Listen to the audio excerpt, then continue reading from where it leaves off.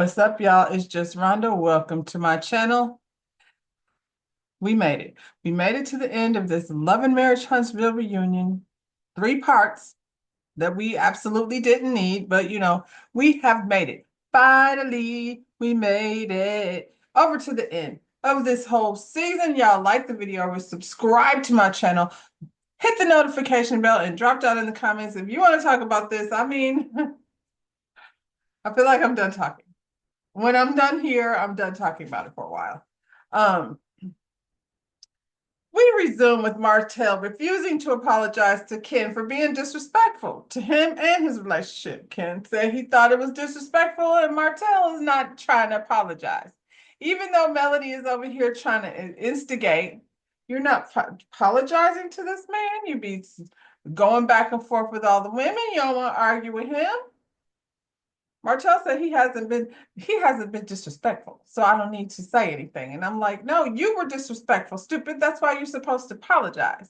And of course, Miss Nell can't stand to have things going on with her being somehow part of it. So she's screaming at Martell to stop screaming in her ear. And just like Mel said, he decided to have a back and forth with Nell, while Chris sits there on mute saying nothing. Because these guys let Martell speak to their wives any old kind of way, and it's all fine and good with them. Trisha over here explaining again how the people lived in a nice neighborhood, and when she first thought she was going over there, she thought she might be training in a clubhouse or something.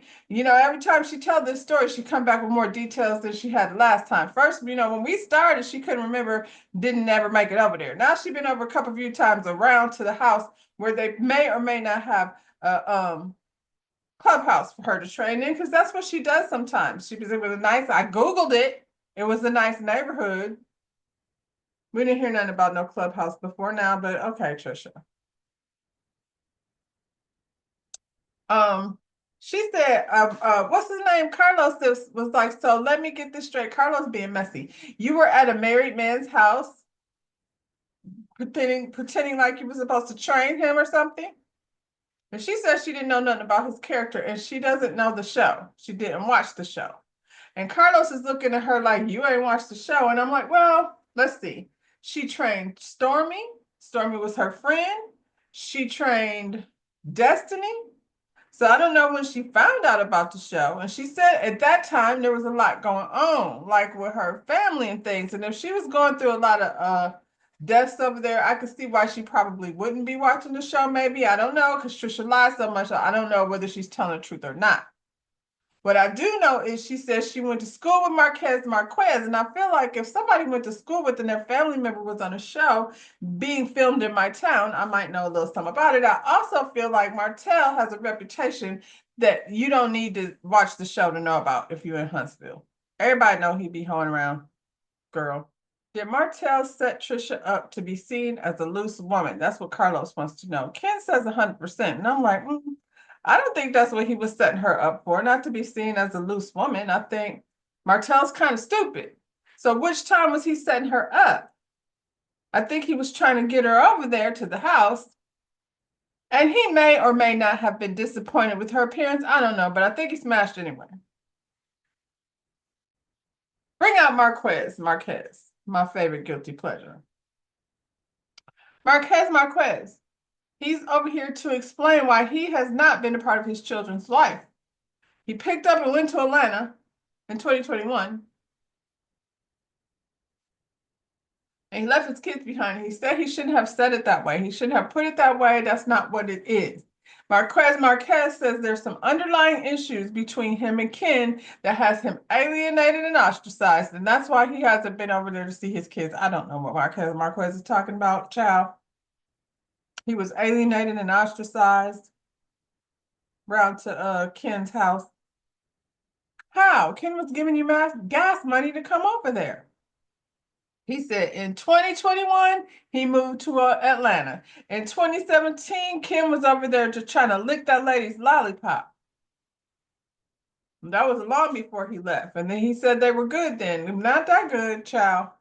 Marquez is an interesting character. He was over there on Queen Sheba's channel doing an interview, and he was just revising and, backtracking on his sentences and remaking statements and things to, to assimilate with whatever point he was trying to get across. That Marquez is something else, child. I think he resents Ken for doing the things that he's supposed to be doing because none of the stuff he's saying really making any sense. And Kimmy, he's like, I'm in my kid's life. I talk to them every day. And Kimmy is like, do you think talking to them is equal to like taking care of them? Are you paying for anything? Do you pay for dance classes? Do you pay for piano lessons or any of the things, school clothes? What is it that you're paying for?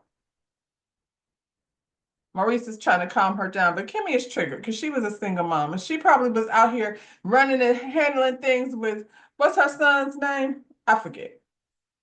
She was Jalen. She was over here taking care of Jalen all by herself. Marquez, she don't want to hear what that nonsense you over there saying. Don't you think it's a good thing that your, kids is around somebody that's doing the things that he's supposed to do? Marquez say, no, I hate that nigga. I'll never be good with him.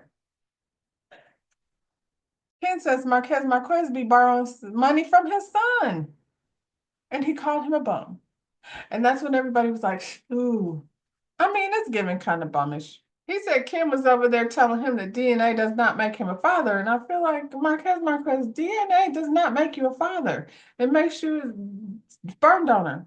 And, I don't know what you were over there doing. He said he was there for the first 12, 13, 14, 17, 18 years. I think he's exaggerating. And I don't know what he was doing over there. According to him, he was being miserable. And at some point, he had a corporate job. He told Queen Sheba he was living in Houston for 5 years. We know you don't be around, child. I don't know what his point is or what the point is. And he's bringing up how he was raised and things. Child.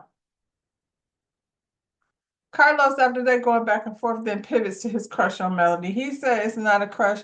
He said it's uh, not an infatuation.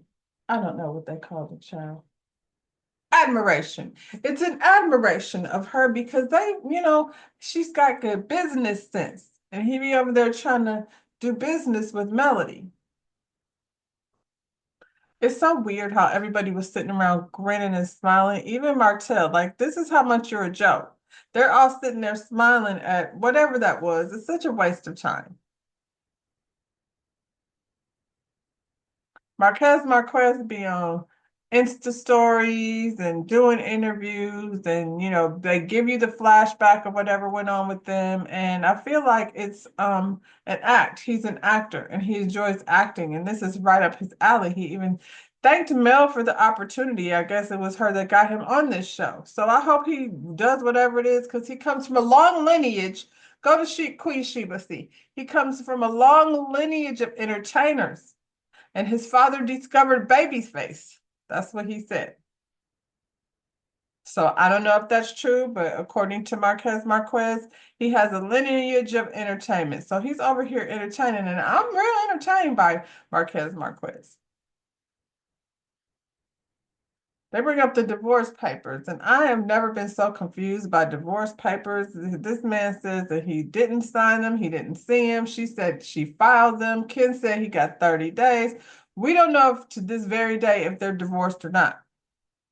And Marquez told Ken that she don't want to marry him, and I said she doesn't. That's probably why she's not divorced. She said it in so many words that she don't want to marry the man. He be making excuses. When we're arguing, it's like, she's a tit for tat. And I'm like, yeah, that's what arguing is. It's a tit and then it's a tat. And it's a low blow and it's another low blow. And, that's what arguing is.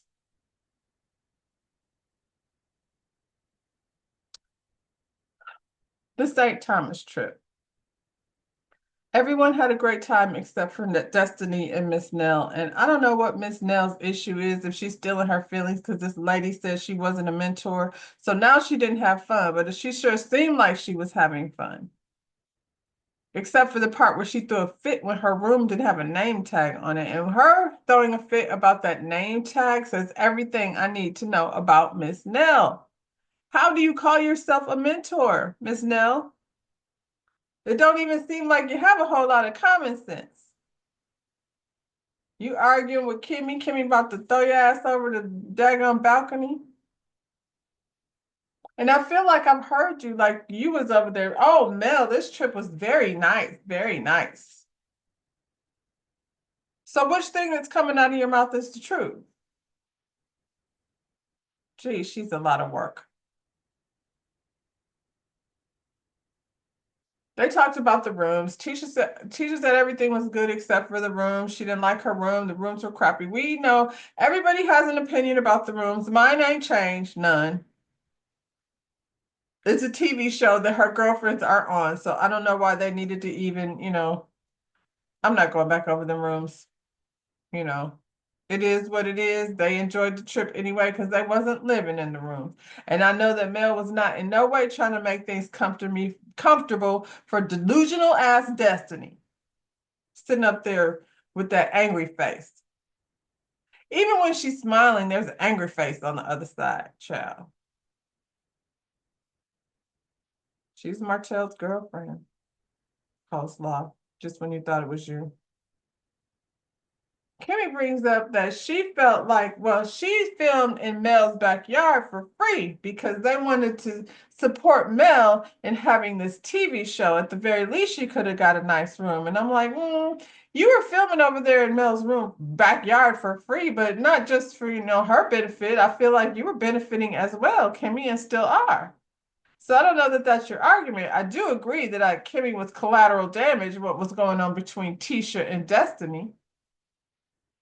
And Tisha's like, I just think the room was a testimony to what you feel about us. I think you bringing Destiny on a trip that I didn't invite her on is a testimony to how you feel about me, Tisha. So you get what you get. Put your shit in that bunk bed. Kimmy, that's your sister-in-law. You go with her and Destiny too. Carlos wants to know, has Mel's head blown up from being on this show? Yes. She's got a legion of people called the Melody Meters that have everybody out here afraid to even say their name out loud. It's like Beetlejuice over here if you say Millimeter. And they're coming for you. Mel has always been the queen of the show. I feel like that's the problem. Somebody else, Tisha, was a little bit over there with some queen envy. And although you have not been a nuisance or irritation this particular season, yeah, it was for the other 9 seasons that we had. Miss Nell is so stuck on her not being considered, or Mel not considering her a mentor, so she's still mad. So now she's not a mentor. Now she didn't enjoy the trip and she didn't like this and she didn't like that. And now Mel's head is blown up and Mel is like, you were the one that's out here saying that this is her show and this is her platform and she's the queen of this. Now you want to take it back. Nell. Nell was like, Miss Nell, I appreciate you. Even though when I say my mentors was my pastor and my mother and my godchild, I'm sorry that offended you, but I appreciate you. So now Nell is disarmed and she don't have nothing else to fuss about. I love doing that. You go ahead and give the people what they want, and then, what they really want is to argue. But you can't argue now, Mel. She said, and Nell, she said, I appreciate you. What else do you want? She's a mentor. Of what? How to stay sentenced to a cheating ass nigga for 30 years? I'm sorry.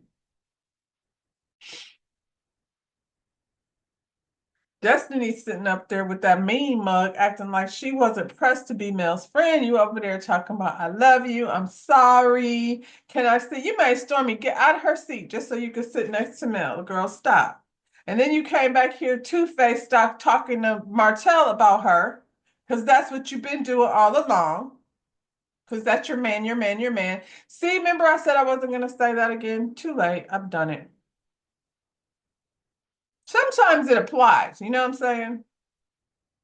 Try to break myself of it. Destiny has proven to be a very evil, dangerous person.